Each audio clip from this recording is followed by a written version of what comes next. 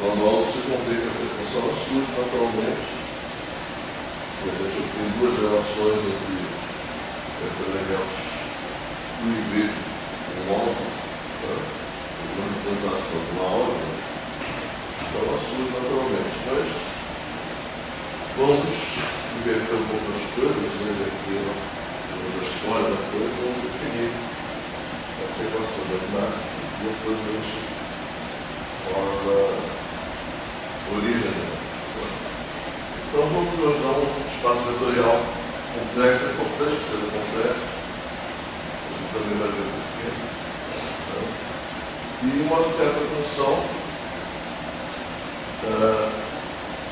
que existe no espaço, na categoria de velomorfismo, esse espaço vetorial multiplicado por ele mesmo, tensoralmente, por ele mesmo. E você sabe que eu falei sempre que a gente fala do produto tensorial, a gente está falando dos elementos dos espaços. Os textos não são muito claros com isso. Muitas vezes vocês vão ver apenas o símbolo de multiplicação. Então, chamando direto. Mas se você está falando de elementos que pertencem a esse espaço dele, o correto é usar essa notação. Produto tensorial é um espaço que nessa interpretação vocês vão ter as imagens do produto que permitem os cálculos, permitem você usar matrizes. Então, essa função ela é valorada numa categoria de velomorfismo complexo do produto V por V. Então, se chama de uma equação de Lambert, de equações de Lambert, é aquela relação. Vocês vejam que há uma dança de índices, mas muito simples. Simplesmente há uma inversão, quer dizer, o elemento central continua central, mas o elemento final vem com isso e o elemento inicial vai para o final. Essa equação foi descoberta exatamente porque estava se estudando, em 67, quando Young descobriu essa relação, estava se estudando muito fortemente as interações quânticas de partículas. E estendendo essas interações quânticas de partículas à medida estatística, física estatística. Então, o título, inclusive, do artigo do Young em que surge essa equação pela primeira vez, ela já tinha surgido, talvez aquele McGuire, se tem na aula anterior, mas ficou para ali, ele não desenvolveu. O Young foi mais além, mas exatamente porque ele estava estudando interações entre muitas partículas. Então já era uma equação de estatística quântica. Como você vai estudar a interação entre partículas quânticas? Na época se priorizava muito o instrumento de cálculo, depois se mostrou assim, completo, que era a matriz S, a matriz de espalhamento. Foi uma ideia do Miller, do John Paul Miller. Foi adotada fortemente durante alguns anos. Foi aluno do Miller. E outros físicos adotaram essa visão da matriz de espalhamento, que isso fosse uma solução primitiva para exatamente o estudo estatístico do espalhamento de muitas partículas. Mas depois se mostrou que essa natureza admitia soluções que não eram físicas. Ela não espelhava, ela não representava fielmente o mundo físico. Mas ao longo desses anos todos, incluindo o ano que o Guilherme descobriu essas equações, a matriz essa era, digamos assim, usada como famosa, muito recorrente. Há milhares de artigos de 64, até os anos 80, se você entrar em Google, você vai ver milhares de artigos falando do espalhamento, da matriz.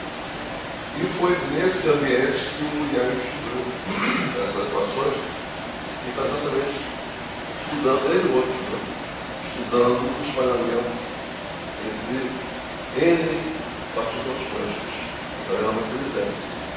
E ele descobriu uma forma de fatorar essa matriz S, N partículas, em matrizes 2 a 2 partículas. E a única condição necessária e suficiente para que fosse possível era exatamente essa relação que a gente chamou de equação de Baxter. Baxter entrou na história 19 anos depois, em 86. Aliás, Roberto, eu tive uma forma de ser errado na João Gonzaga. Ele descobriu a solução bidimensional Easy em 44, 1940.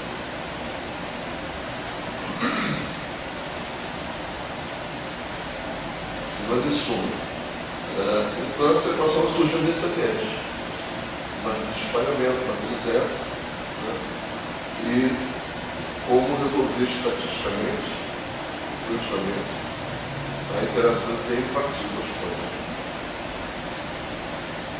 Interessante é que, embora ela surgiu nesse ambiente que já está, digamos assim, obsoleto, ninguém usa matriz S, mas desde os anos 80,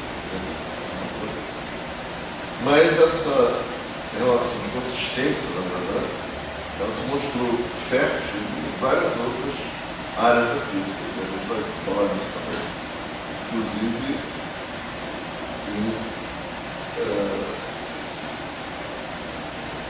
teoria de cordas. A matriz essa se mostra, a matriz essa, desculpa, a equação de Baxter, ela se mostra fértil, ela é uma relação de consistência, inclusive nas teorias mais recentes, porque ela leva a uma álgebra diferente, a qual a gente vai mostrar também, que é uma álgebra que foi chamada por causa disso, foi chamada de Youngiana. As Youngianas são álgebras que são usadas, na última aula do curso a gente vai falar disso, o Arcade Hamed, ele vem trabalhando há 5 anos, ou 6 anos, numa teoria super vermelhos, em bloco 4, onde as Youngianas têm um papel importante em termos de relações de consistência. Então, são outras coisas que acontecem com uma certa frequência, infelizmente. Descobre uma relação em certo contexto, o contexto muda, o ambiente muda, as teorias evoluem, mas aquela relação se mostra útil em várias áreas, a partir do instante que você está lidando, na verdade, com estruturas matemáticas sólidas.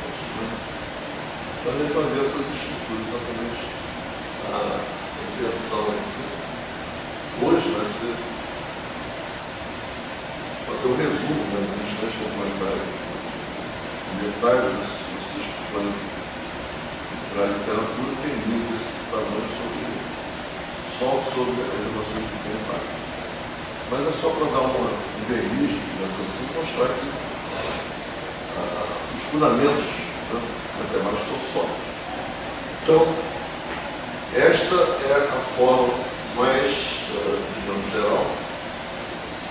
E eu tinha falado mesmo para você chegar que sempre que eu falar isso, ideia, eu estou falando da quântica. Você fala clássica, a clássica, como acontecia na frente.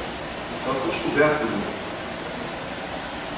no contexto da mecânica quântica, da mecânica estatística, da física estatística. Mas, em suma, para que tem uma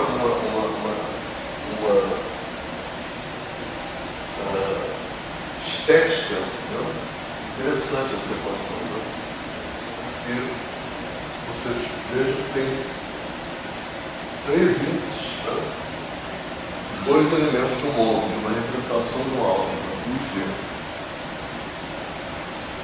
E, digamos assim,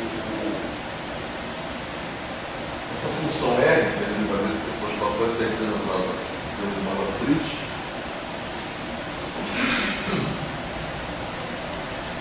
quando ela envolve ambos os elementos do módulo, ela se conserva no centro dessa relação. Mas as matrizes que estão referentes a um dos elementos apenas, elas mudam de posição, elas perguntam, digamos assim, a posição dela. Qual é essa relação de comutação? Na verdade, não é, que a gente vai ver nessa aula, não é comutativa. Muito bem. Essa matriz R, né, é uma matriz sobre V ao cubo, né? Ou seja, V, embora esteja atuando sobre 2 elementos apenas, mas ela vive, né, em um espaço, né, que é o produto V vezes V vezes V. E essa matriz atua, né, como aquela função RU que a gente citou, né, no início, sobre os componentes IJ, né, e com a identidade sobre as outras componentes, ou seja, R 2, 3 de 1 é a identidade tradicionalmente multiplicada por R. Essa variável é chamada de parâmetro espectral. A gente vai mais adiante usar outra letra, né? Isso aí é uma questão, como se fosse uma variável muda, né? Não importa muito o que você chama, mas o conceito de parâmetro espectral é fundamental nessa definição. Agora, a gente pode esquecer que aquilo aí é uma equação. Se é uma equação, né, onde entram matrizes, né, a gente tem que encontrar uma solução. E qual é a solução que o Yang encontrou em 67, né, no caso em que aquele espaço vetorial V é o espaço C2, ou seja, os complexos ao quadrado. O espaço que eu estava estudando na época, estava investigando, que era exatamente o espaço de espalhamento entre N partículas em 2 dimensões.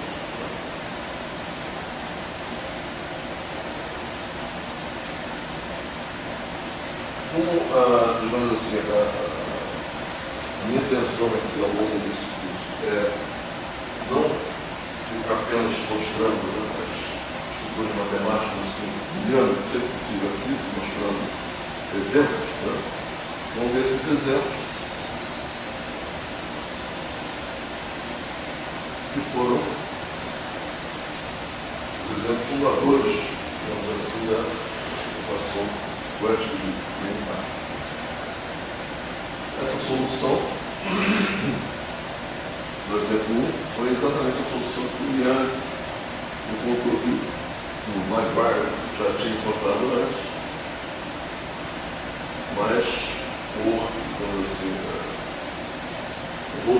histórico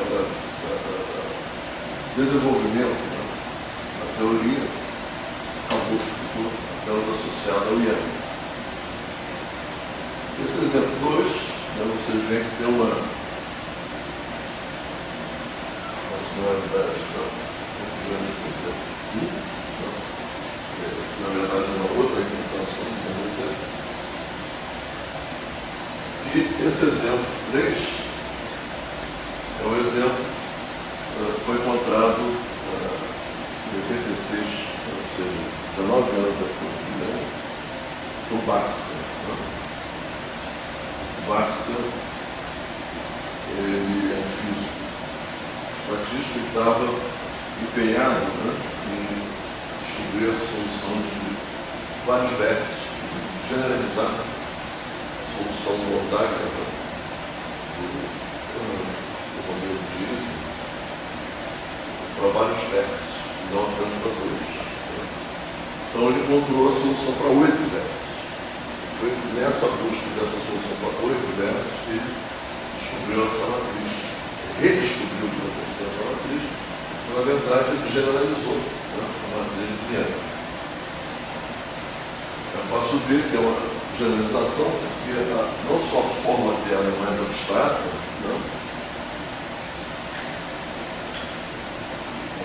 basta olhar, a estrutura é semelhante ao nosso amigo, mas além disso, os elementos que surgem na matriz são elementos bastante mais elaborados. Especificamente, o ADU ele é uma expressão que envolve funções elípticas. Quer fazer? Oi. Uma curiosidade, o Ian, quando descobriu, ele estava procurando algum assunto específico? Ele está procurando, o tipo do artigo dele é uma solução exata, aproximadamente, uma solução exata para a interação quântica de N partículas. Espalhamento tem. É isso que eu queria. Mecânica quântica. Estatística. N partículas.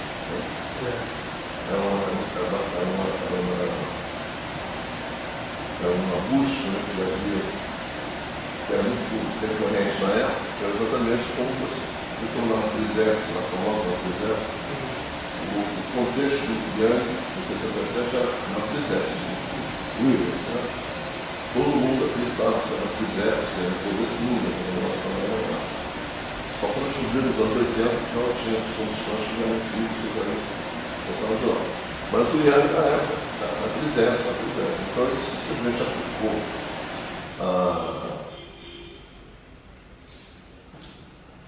um conceito, eu espero que não esteja desligado.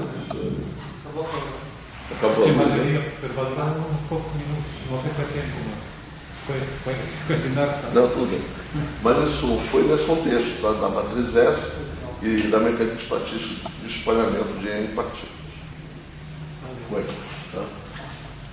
Agora sem dúvida. Bom. No caso. Faz o seguinte, a gente vai para lá para a primeira fila. Eu Continua. vi para vocês. A bateria aguenta. Não vai dar para ler. Eu vou botar no quadro então, porque.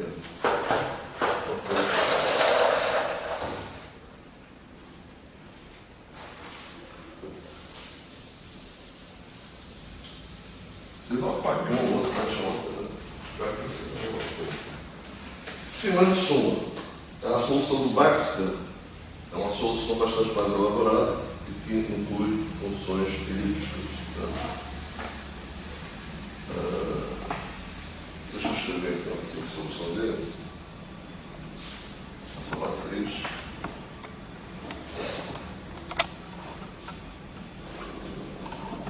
Só depende de juntos aí, né? É em julho.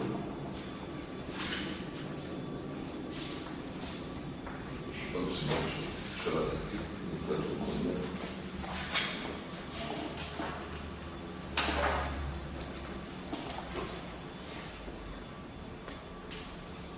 escrever isso.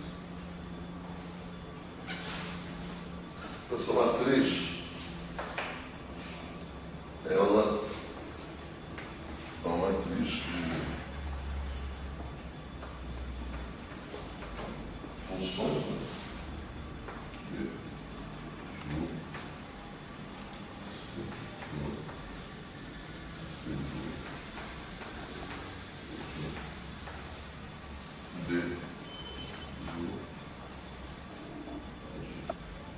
Vejam que é uma matriz com uma simetria evidente, né? Onde esses A, B e C, não vou escrever aqui, mas são produtos de funções elípticas θ, né? E cada θ tem a sua expressão também bastante complicada.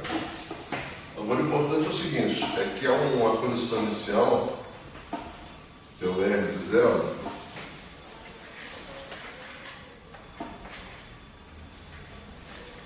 que é uma constante vezes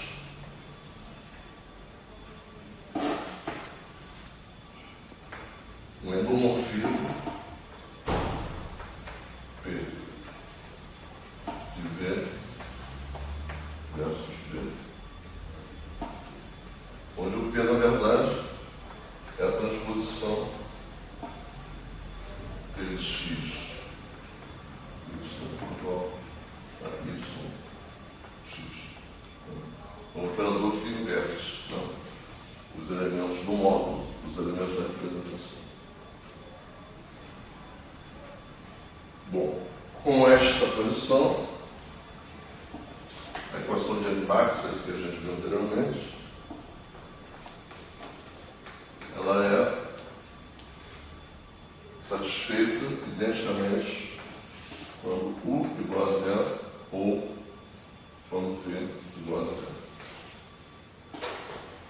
Então, vejam bem, é uma relação, é uma matriz, né, de funções bastante complicadas, solução do Baxter, mas com estas mínimas condições iniciais,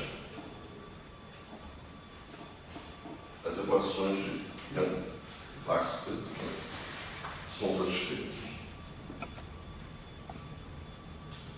Agora vamos falar da equação clássica, né? Young-Baxter. Então eu vou acrescentar um C na frente. Essa equação é dita quase clássica, né? Uma solução da equação. Essa aqui é uma equação quântica, né? Essa equação de Baxter, a solução da equação é dita quase clássica quando tiver um parâmetro extra H cortado, que é a nossa velha conhecida constante de plano reduzida, né? H sobre 2π. Então você vai ter uma modificação na equação onde se inclui o H cortado, que vai ser igual a escalar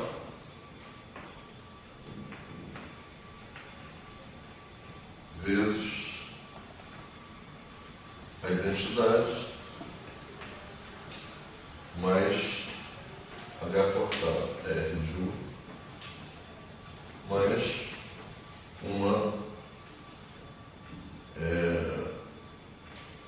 um termo muito menor, que isso na verdade é uma série, que vai depender apenas de H2 e assim por diante. Né? Então, sempre que você tiver essa formulação, né, você vai ter essa solução, esse tipo de solução você chama de uma solução quase clássica. E essa função, né, que é o limite, né, do R de U, né, quando o H vai a zero, é um R minúsculo de U, que evidentemente também pertence à categoria dos endomorfismos, um pouco dos complexos, né, de V tensorial V,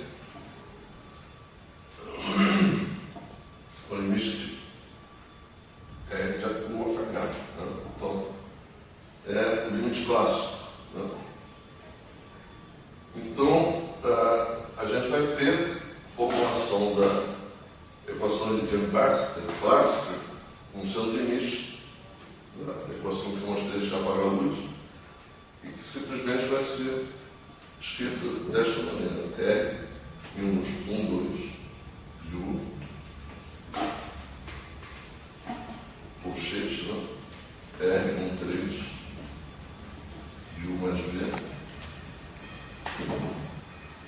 mais o colchetes de R 1, 2 de U R 2, 3 de V mais os colchetes R 1, 3 de U mais V R 2, 3 de V igual a zero.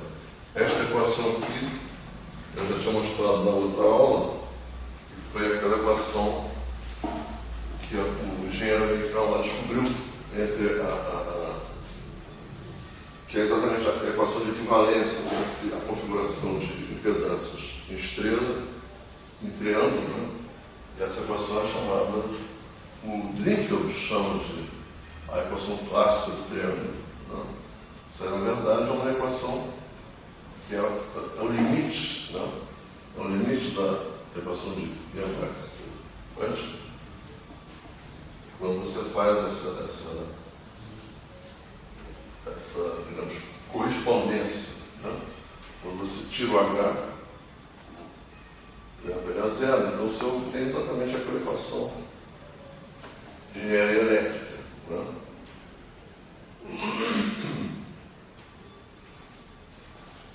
Agora, por que a gente está falando de Yang-Baxter? Não só porque ela é importante, como a gente vai ver em outras áreas da física, mas também porque ela está diretamente relacionada ao assunto da semana que vem, né? Ou de amanhã, na verdade. Né? Amanhã eu vou falar de trânsitos. A equação de Yang-Baxter está diretamente relacionada ao grupo das trânsitos. Né? A gente já definiu o Artin, Emil Artin, que era austríaco, né? Ele descobriu e definiu os grupos BN, né? Os B de Briggs, né? Que são grupos que só existem em 3 dimensões. A gente vai ver amanhã que são grupos que são generalizações do grupo de permutações, né? Só que o grupo de permutações ele existe em 2 dimensões, ele não tem, digamos assim, um elemento de volume, né? E a gente vai ver o que define, o que diferencia, né? O grupo de permutações SN, o grupo de trânsitos BN, essencialmente é o seguinte: você, quando faz uma permutação entre 2 pontos, né?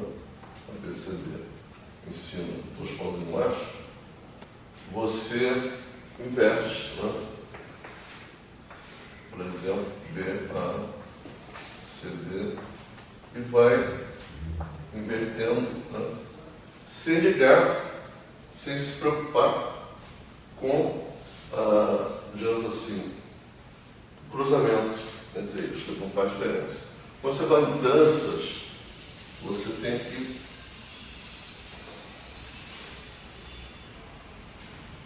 se preocupar qual linha está por cima e qual linha está por baixo. Então, a trança, como diz o nome, né?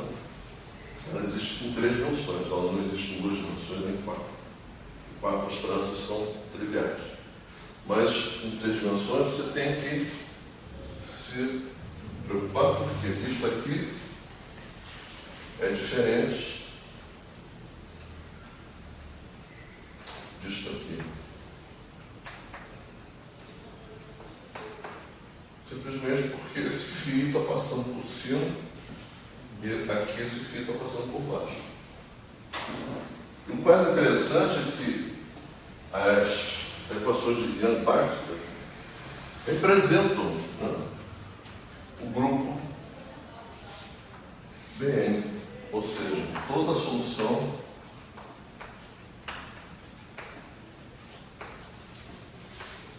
da equação quântica de Baxter é uma representação que corresponde a uma representação homóloga do grupo de trânsito Bn. Como é que a gente vê isso? Aí vem a álgebra, né? Eu dei uma ilustração geométrica da coisa, evidentemente, foi assim que nasceu.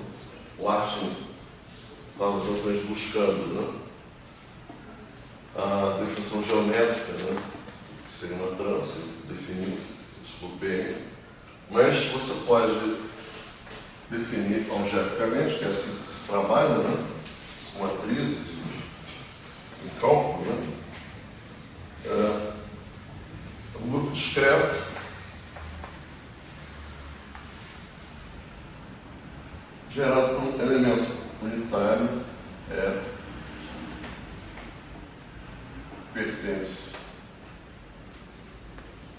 Não, mais n menos 1 elementos, o E já é um dos elementos, sigma e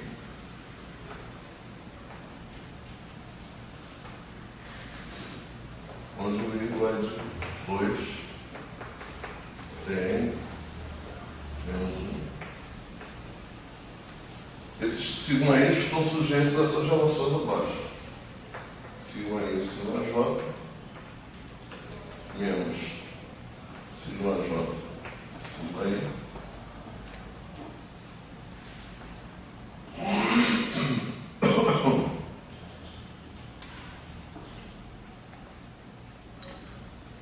Sigma 1.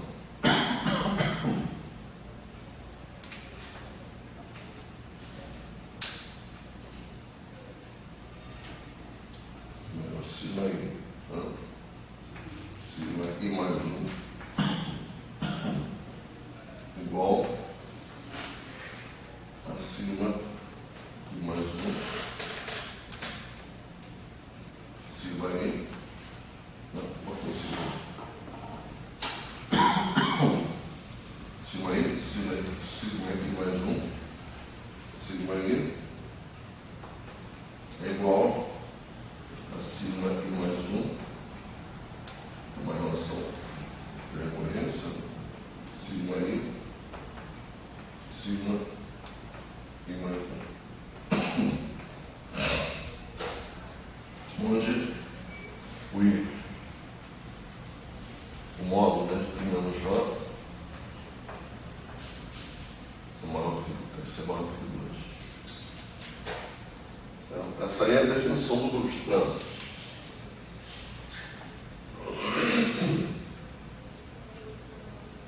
Ou seja, isto aqui existe somente se I menos J é maior do que 2, e essa relação aqui, neste caso, ela sempre vale.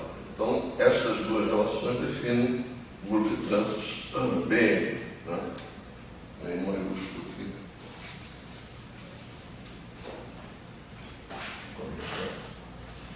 Duas relações diferentes. Muito bem, como eu falei, esse grupo é a generalização do grupo de permutações SN.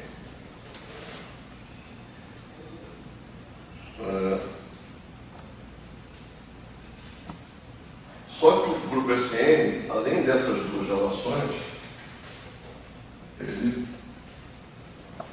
possui mais uma relação, que é que o quadrado de qualquer gerador, né, um SI ao quadrado, é sempre igual à unidade, ao elemento identidade. Né? Então, essa simples diferença, simples não, né, muda tudo, né? Ela é diferencia o grupo de permutações algebricamente do grupo de tranças e faz com que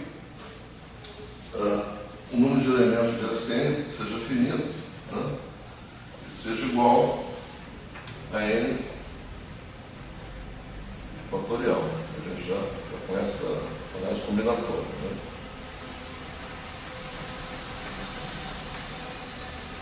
Ao passo que, sem esta restrição, apenas com essas duas, né, relações aí, a gente tem um grupo de tranças e o grupo de tranças é infinito.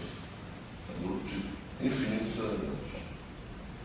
Né? Isso aqui restringe o universo de existência dos elementos, né, leva a um grupo de permutações. É por isso que o grupo de tranças é uma generalização do grupo de permutações, porque o grupo de tranças é infinito. Ele tem infinitos elementos. Né? Contáveis, né? Tem um N aqui, mas esse N não tem limite, esse N pode ser um número qualquer. Então, você pode fazer. Então, se você abrir o fio 12, né, você vai ver que os fiozinhos de cobre que estão trançados lá dentro, né, não tem limite. Se você quiser fazer um fio 20, você é só botar uns fiozinhos de cobre trançados, você vai ter um fio, né, funcionando da mesma forma.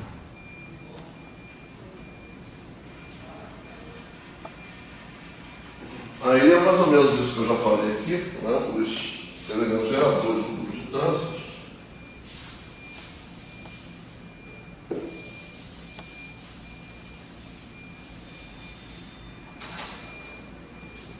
Os sigma I, né, podem ser exemplificados, né, como o elemento de identidade, esse é o E, né? O elemento de identidade é um elemento onde os fios não se cruzam, né? Você vai ter o elemento I-1, seguindo essa relação aqui, então sigma I-1.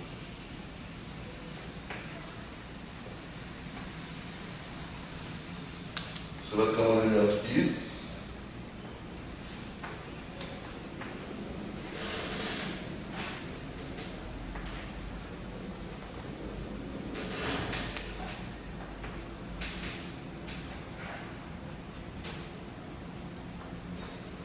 que o I mais 1, você vai ter um elemento I2 aqui, I mais 2, né?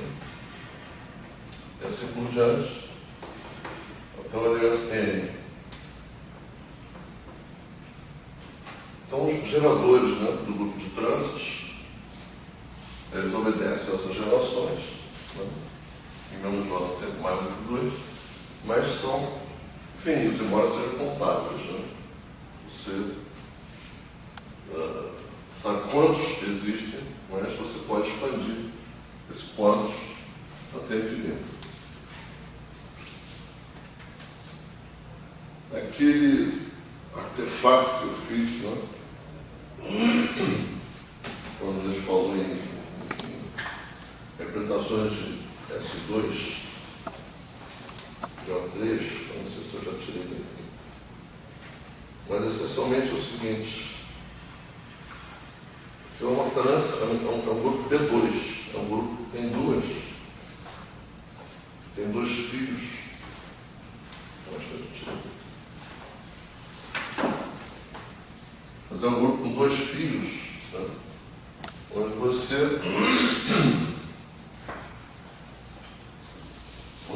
faz uma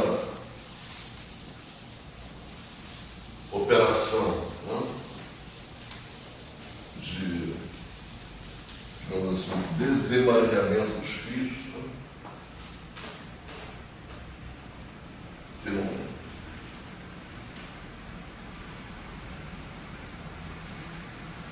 objeto orientável aqui, aí você faz o emaranhamento aqui, né? você roda 4 vezes, né, esse elemento aqui, e você consegue obter novamente a identidade simplesmente fazendo a manipulação dos links sem mexer no objeto central. São as operações de Heidemaster, né, que foram descobertas, né, na teoria dos Boys. São apenas 3. E você consegue desemaranhar essas 2 tranças, né, simplesmente por movimentos tridimensionais. Você só pode... Oi? Voltou a energia. Ah, voltou. Na zoada, não. Eu acho não. Vamos ver. Sei lá, né? Tá com energia aí, né? No, porque debería estar acesa las luces, no vuelto. Mas lá fora tá. Não, aqui está cedo. Ah, tá, qué extraño. Está cedo. Ah, sí, acho que está funcionando. Ah, voltou agora. Ah, tá certo. Mas tinha que acender. Eu achei que. Tem que virar de novo. Agora não.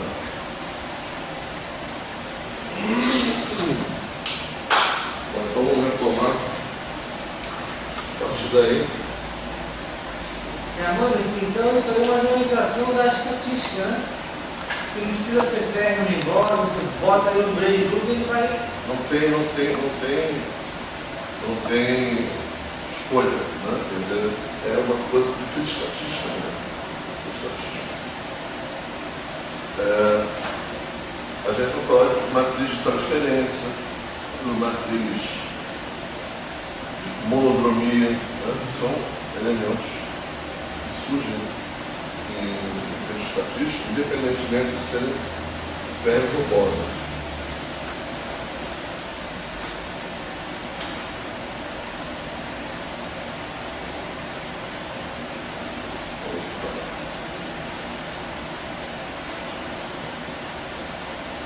O que, na verdade, entra de mecânica quântica é exatamente a não comutatividade dos operadores.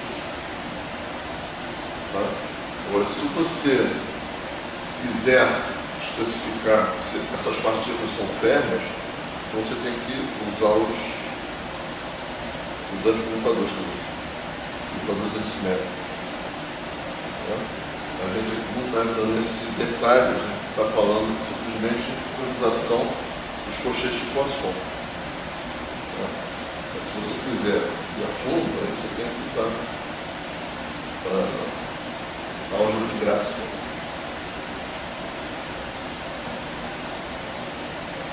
Eu não vou entrar nisso, porque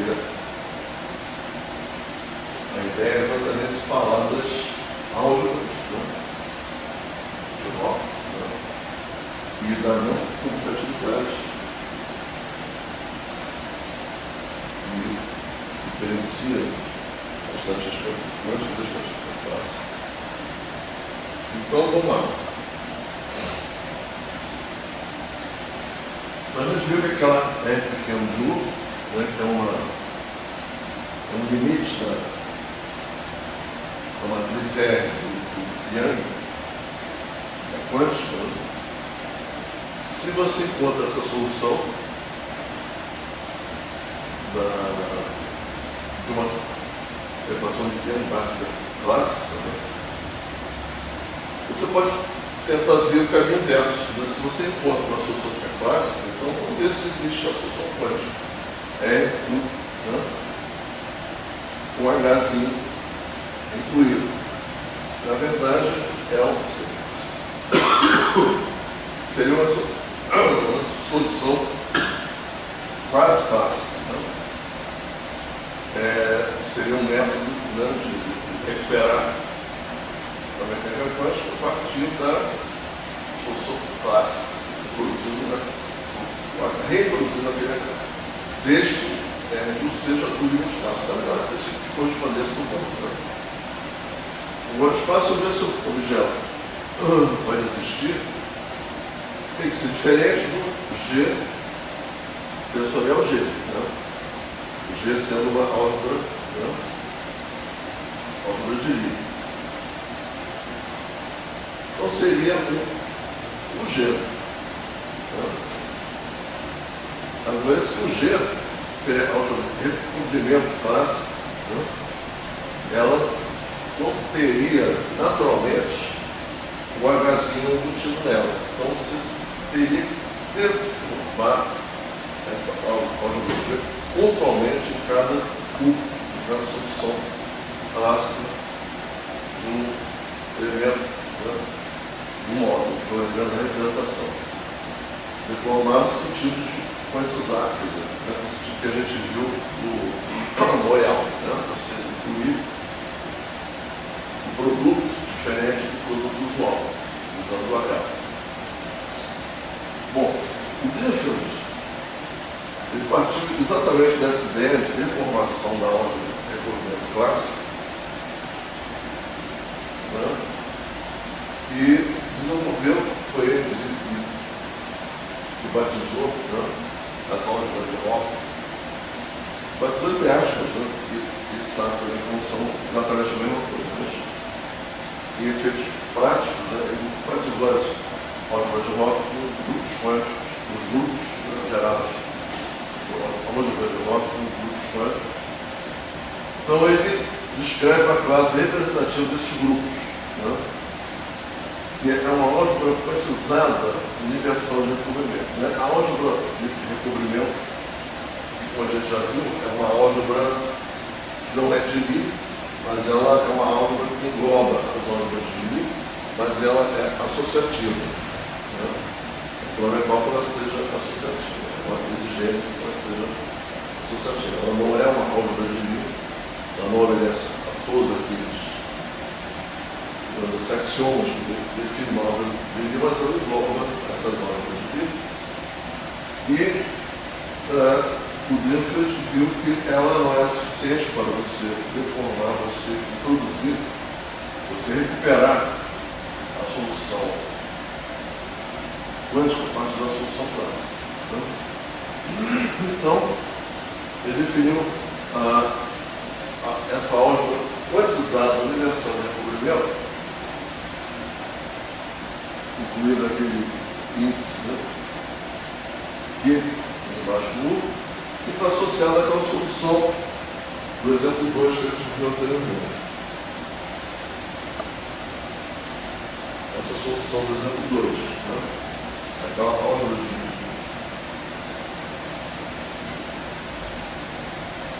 ligação de recobrimento quantizado, ela está associada a essa matriz R de U, simplesmente chamando-se eta de H. Então, foi essa sacada do Differs.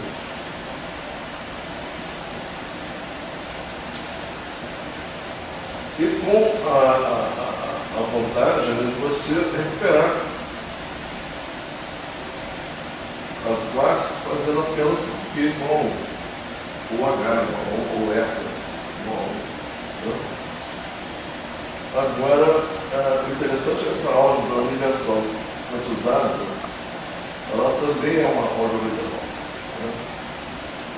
Ela é análoga à álgebra universal de clássica, do G, né? Mas ela mantém as operações que definem uma álgebra, ela é uma biálgebra.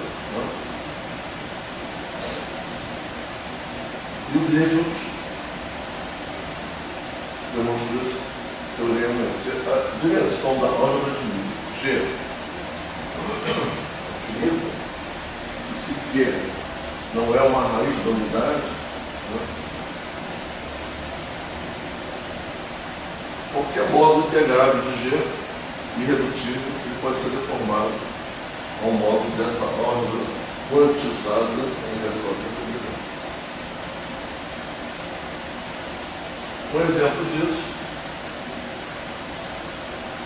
é dado através dessas duas matrizes aí, onde o G foi escolhido como sendo um grupo standard linear, de matrizes em duas dimensões, e L inteiro positivo. Né? A deformação quântica da representação irredutível N mais 1 dimensional é obtida a partir dessas identificações que são feitas aqui, onde na segunda matriz foi feita simplesmente essa substituição do U, né? Para essa relação entre os Qs, né, que são os parâmetros, né, de utilização da álgebra.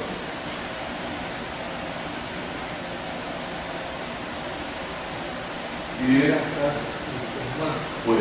se a gente falar da estatística do Constantino, Salles, ele tem forma exponencial. Ele coloca um fio lá. E aí ele sai brincando com isso, né? Ele formou exponencial. Acho que ele deve ter Exatamente. essas coisas, né? Ou não, né? Porque às vezes, por motivações e caminhos diferentes, você chega às mesmas coisas. Eu não acredito que ele Sabe? respeito muito Salles, mas eu acredito que domine essa parte estrutural matemática. Né? Ele foi mais na visão, digamos assim, pós-Boltzmann. Né? Mas eu não sei, posso estar enganado, mas eu não sei se alguma vez ele se debruçou sobre essas deformações de álgebras quânticas. Até porque ele não fala estatística quântica, ele fala de uma forma geral. Agora, essa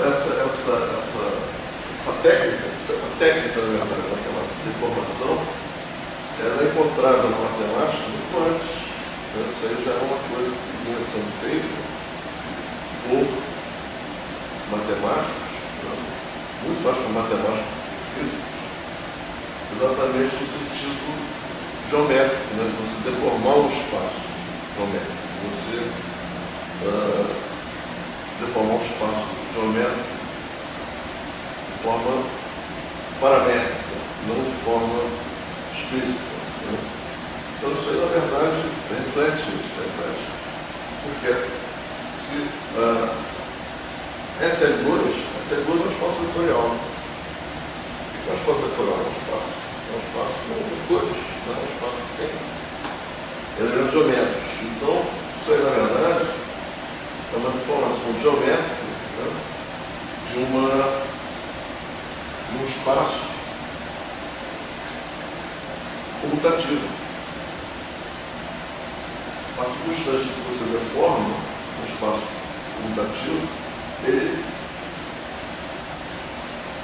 na maioria dos casos, evidentemente, dependendo, né, claro, do tipo de deformação, ele passa a ser um espaço não comutativo, ele passa a ter uma geometria não comutativa. Aí a gente já entra no território do Alan Turing, né, que é exatamente como você define uma geometria não comutativa de forma geral, onde os elementos geométricos não comutam com vetores comuns. Né? Então essa deformação, na verdade, é um salto também, né, cálculo vetorial ou tensorial, né, mas nesse sentido de deformar geometricamente um espaço que de outra forma seria um espaço comutativo. Eu não sei se essa é a visão do grupo de Salles, mas a visão aqui é exatamente essa.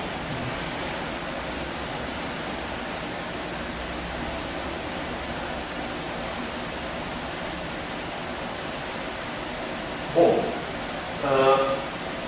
então vamos entrar em álgebras youngianas, né, que é o que interessa no período da fala da frente.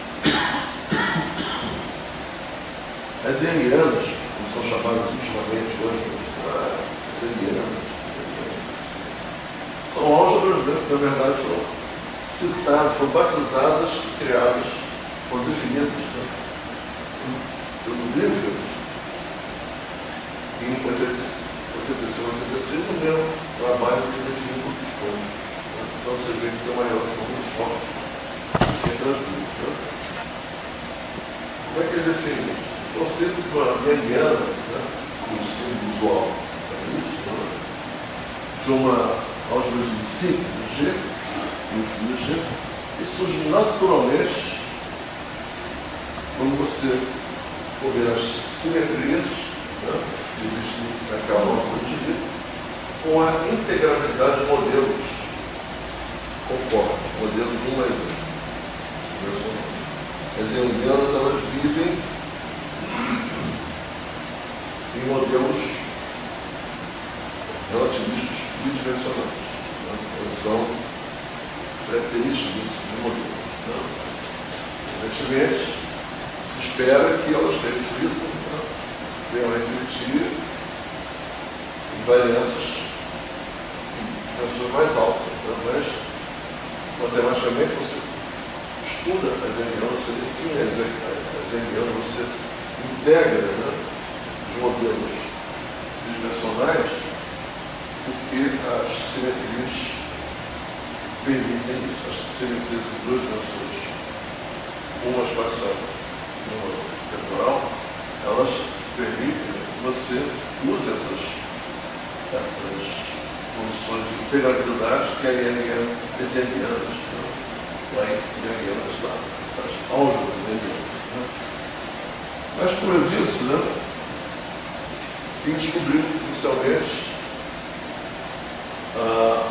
uma solução para as equações de espalhamento, né, de 1 mais 1, de N partículas, mas em duas dimensões, foi o Young, 67. Depois o Baxter, em 86, mais ou menos na mesma época, ele expandiu isso já para a física estatística, né? Com 8 vértices, rede com 8 vértices, não é uma rede trivial. E o Clifford, exatamente na mesma época, na mosca, né? Ele já estava vendo a importância da solução do Young. Né? Foi o Clifford que chamou de Young Baxter. Foram outros russos, né? Mas ele criou a expressão youngianas em função exatamente das soluções do Young. Né? Só que, muito mais tarde, né, a gente já está falando de 2003, se começou a perceber que a importância das youngianas era muito maior do que se achava antes. Não se restringia apenas a modelos, né, quânticos de espalhamento em duas dimensões. Mas elas também surgem, né, elas se mostram com condições de consistência importantes, com simetrias ocultas, né, em S5 vezes S5, que é a nossa conhecida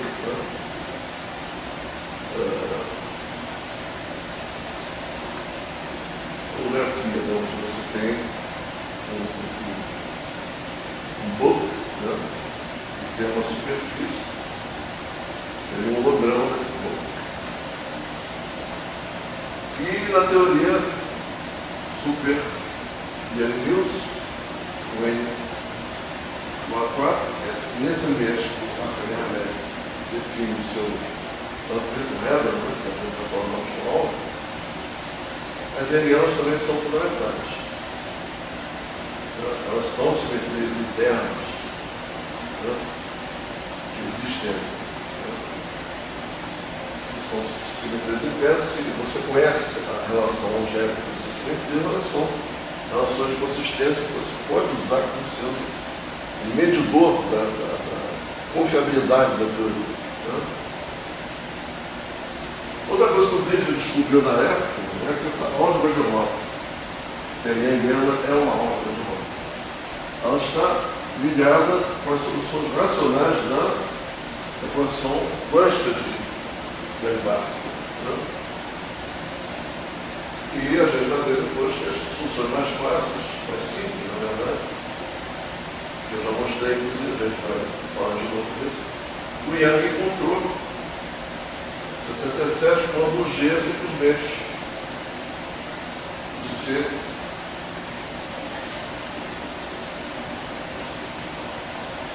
o G ali é o C dos complexos ao quadrado. Essa é a solução do Young. Foi aí que descobriu a relação, a consistência do espalhamento entre partículas.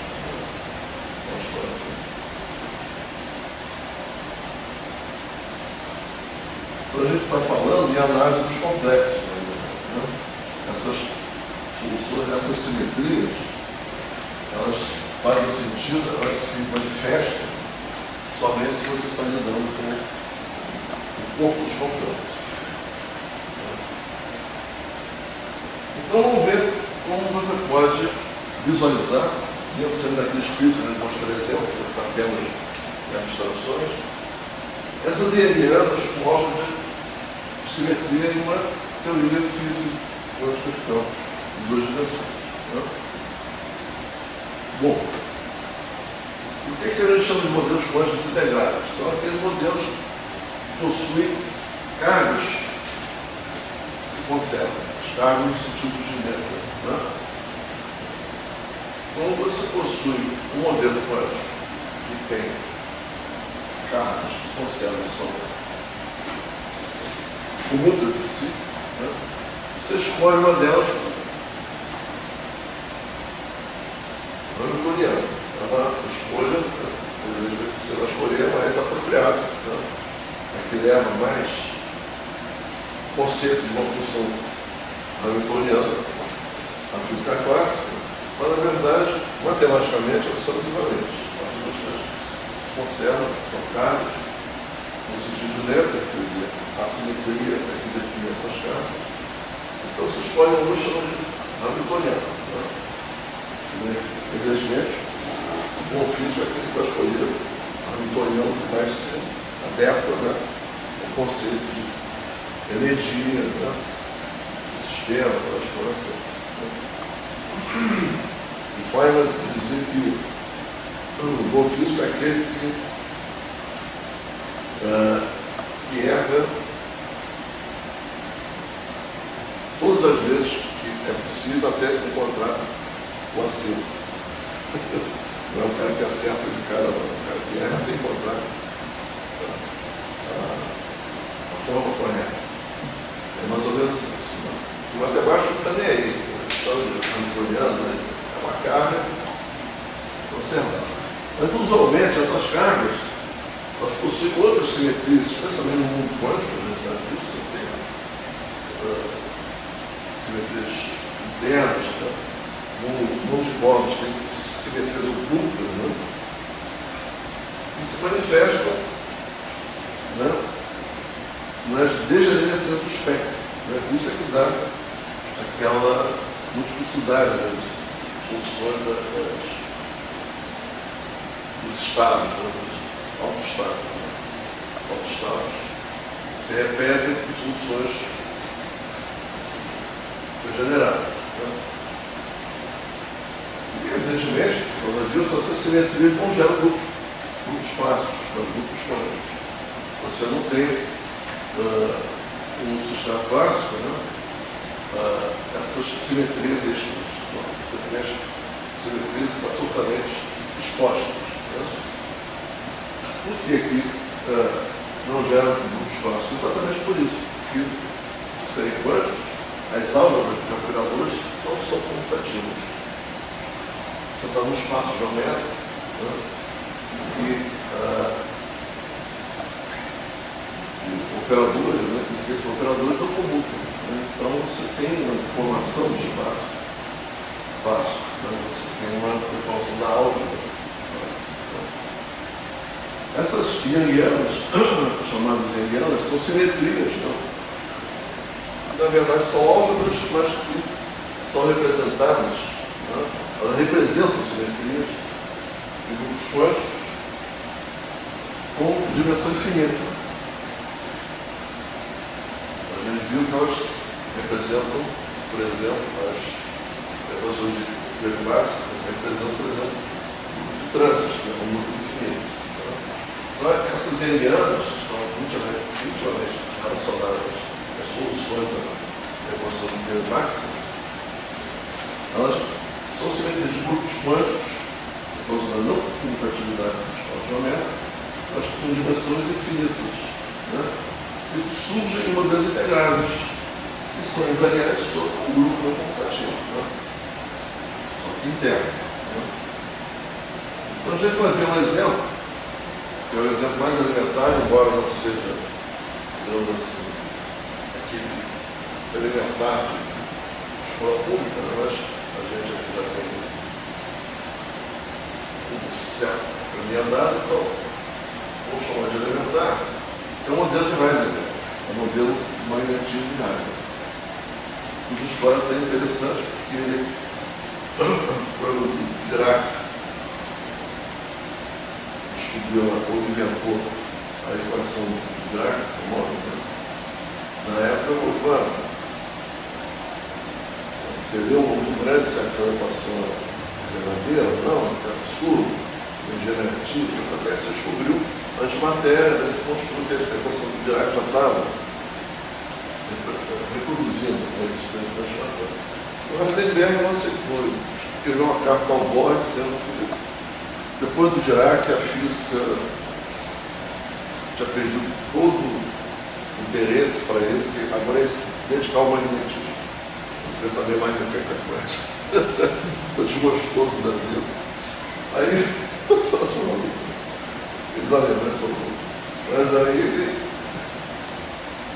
imediatamente, vocês se forem ver o ano que foi criado o modelo de Heisenberg, exatamente nessa época, 31, ele estava desgostoso do Dirac, queria ter conversa com ele. Então ele criou o modelo de ferromagnetismo, que é usado até hoje, né? E é um bom exemplo para a gente ver como surgem essas simetrias enianas. Né? Você pode fazer o modelo de Heisenberg, né? De clássico, na verdade semiclássico, por quê? Porque você usa, né, conceitos da física clássica, mas usa as matrizes de Pauli. Né? Isso aí se chama de modelo de Heisenberg clássico, entre aspas. Né? E tem um modelo de Heisenberg quântico, onde você já usa diretamente os operadores de spin, função. Né? A gente vai ver os dois também. Mas então, a versão clássica do modelo de Heisenberg dá origem a ienas semiclássicas. Né?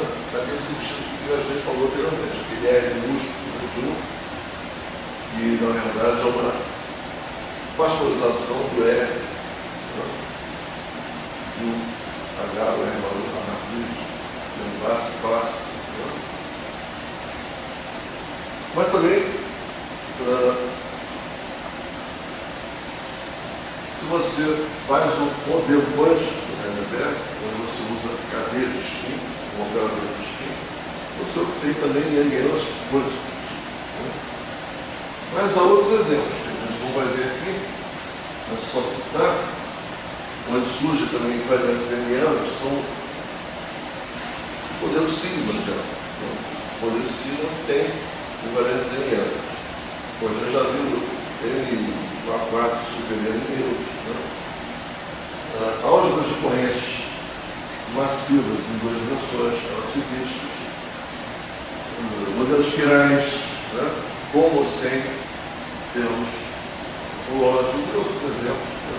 Ou seja, as enianas, desde a sua descoberta, elas vêm sendo identificadas em vários modelos, em várias configurações de modelos quânticos.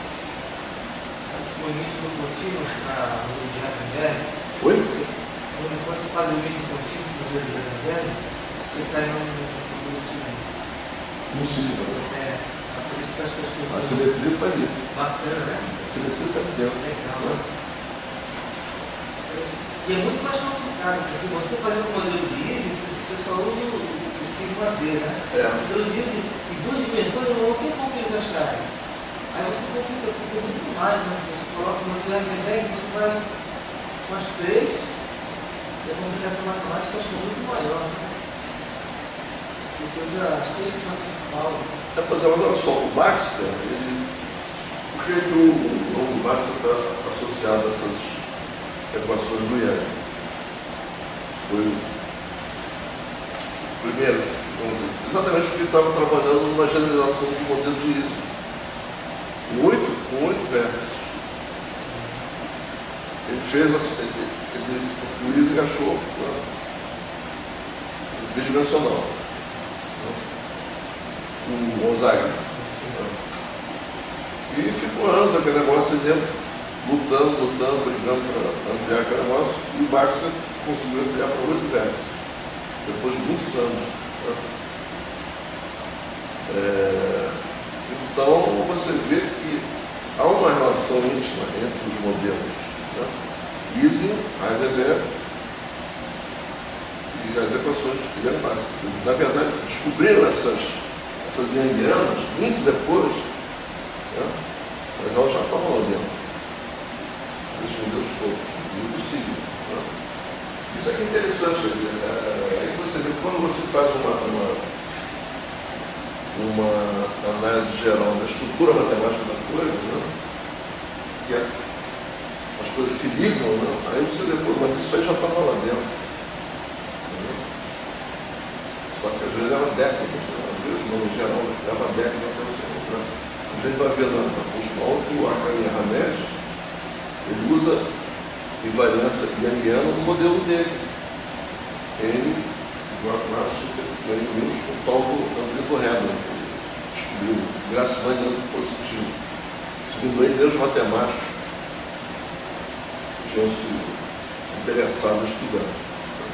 Mas ele usa exatamente o que yangiano, como sendo o medidor da consistência da teoria. É por isso que eu estou me fixando muito, que é para mostrar que isso é atual, hoje. Né? Há um vídeo da Akane Hamed que eu não consigo mostrar aqui o som por causa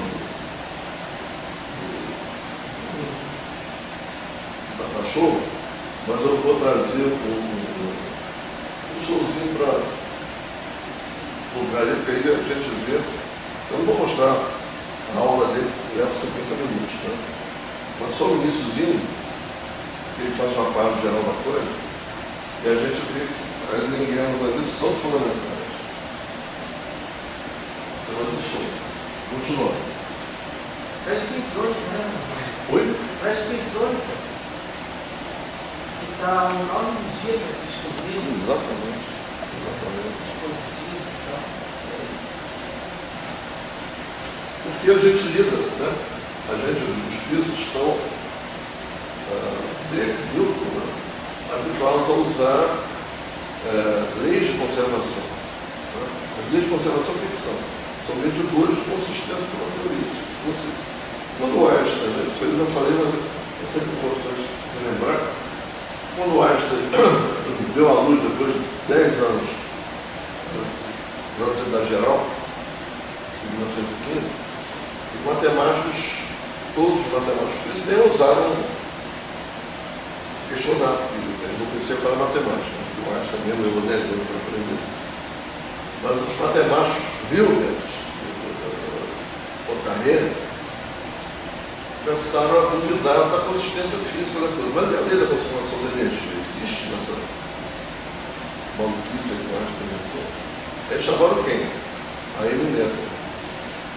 Hilbert, ela era assistente dele, aliás, ela dava aula, quem assinava o ponto era ele, então não podia dar aula para nem judia, coisa de alemão. Né?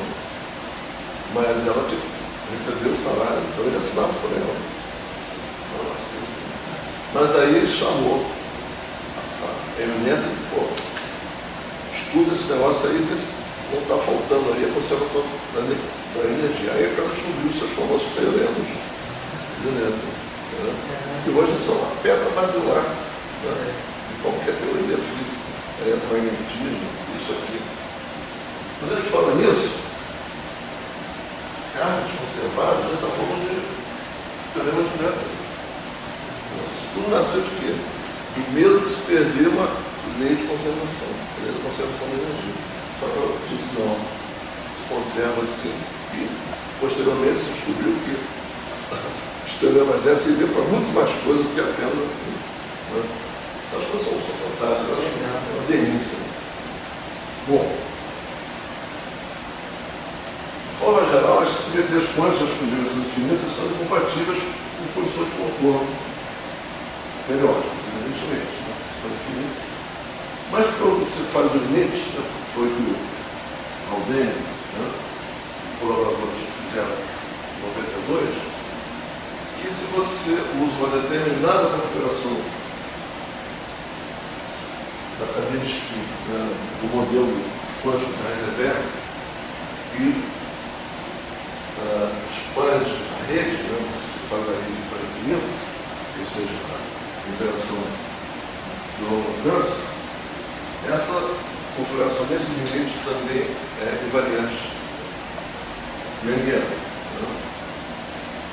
Então você consegue fazer um modelo de Heisenberg, né? Quântico de condições de controle melhor. Mas veja a distância, né?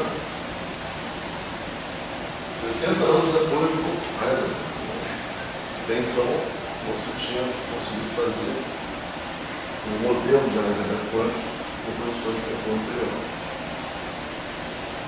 E por quê? Porque eles usaram exatamente a Youngiana. Foi a lei de conservação, digamos assim, foi a condição de consistência que eles encontraram. Né? E com a solução deles, eles tiveram conquistados vontade de escrever